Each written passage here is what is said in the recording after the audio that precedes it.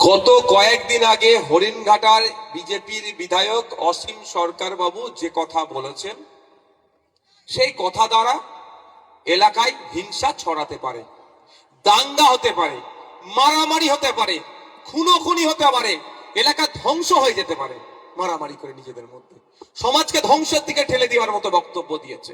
এতক্ষণ মমতা ব্যানার্জির উচিত ছিল রাজ্যের মুখ্যমন্ত্রী, আমাদের অভিভাবিকা তো উনি, আমার অভিভাবিকাটা মাথায় রাখবেন। আমি ওনার চরম বিরোধী, কিন্তু আমার অভিভাবিকা মানতে আমি বাধ্য, কারণ মানুষের ম্যান্ডেটে উনি পৌঁছেছেন। উনি আমাদের সবার দায়িত্ব ওনার মাথায় অর্পণ করেছে মানুষ ভোট দিয়ে।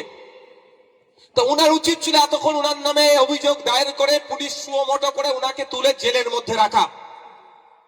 আর একটা দৃষ্টান্ত তৈরি করতে পারলে দ্বিতীয় কেউ কোনো ধর্ম সম্পর্কে বাজে মন্তব্য করতে পারবে না। কিন্তু আমরা দেখলাম তার বিরুদ্ধে কোনো ব্যবস্থা গ্রহণ করেনি। আমি দু একটা দিন অপেক্ষা করছিলাম রাজ্য সরকার কি ব্যবস্থা গ্রহণ করে, কিন্তু ব্যবস্থা গ্রহণ করেনি।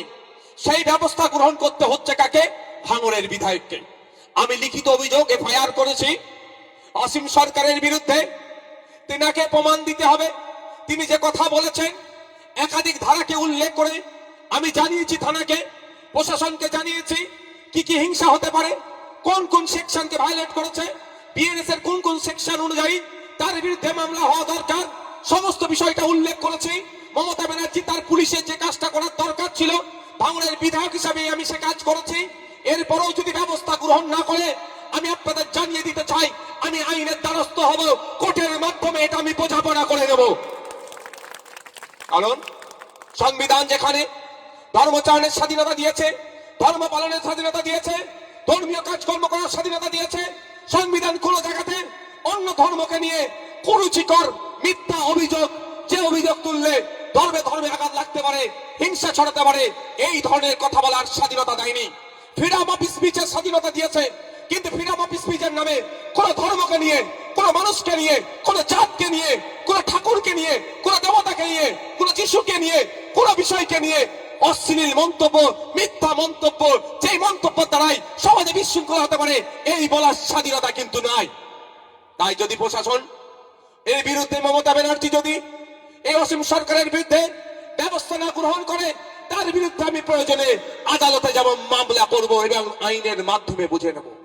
কিন্তু প্রশ্ন এখানে আমাকে কেন যেতে হবে? কেন সাধারণ মানুষকে রাস্তায় নামতে হবে? সরকার তাহলে কাজ কি? সরকারের কাজটা কি? এই ধরনের অবাঞ্ছিত মন্তব্য যারা করছে তাদেরকে আইনত ব্যবস্থা করা।